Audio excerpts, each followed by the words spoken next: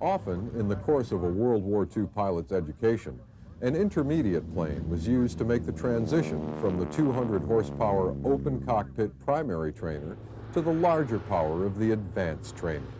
Basic trainers like the museum's own Vultee BT-13 Valiant afforded students the luxuries of an enclosed cockpit, radio, and a maximum speed of 156 miles per hour. What effort goes into polishing that aircraft each year? It is mostly all aluminum, unpainted aluminum, I mean.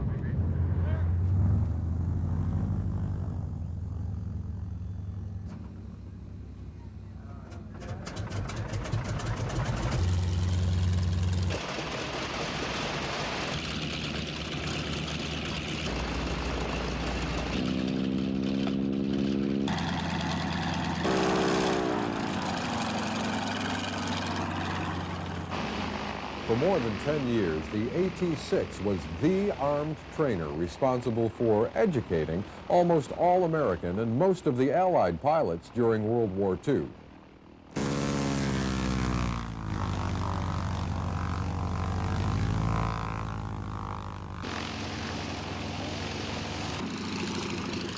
More than 15,000 Texans of various types were built. The AT-6's counterparts are the Navy's SNJ and the Canadian Harvard.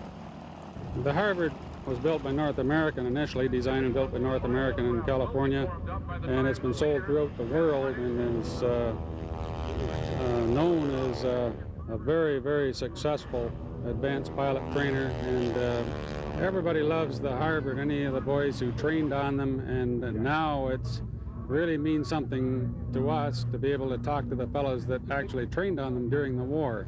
Norm Beckman helped establish the Canadian Harvard Aircraft Association. We formed this association of ours with the idea of preserving the Harvard aircraft. 4 out of our 5 were built in 1940 and 1941, and there are only 13 left in Canada of those Harvards that were used in the British Commonwealth Air Training Plan. There are some in the United States here, Canadian Harvards, that are disguised now as U.S. possessions, and we really don't know, we don't see their identification anymore, but we know there are a few of those old-timers still flying in the United States.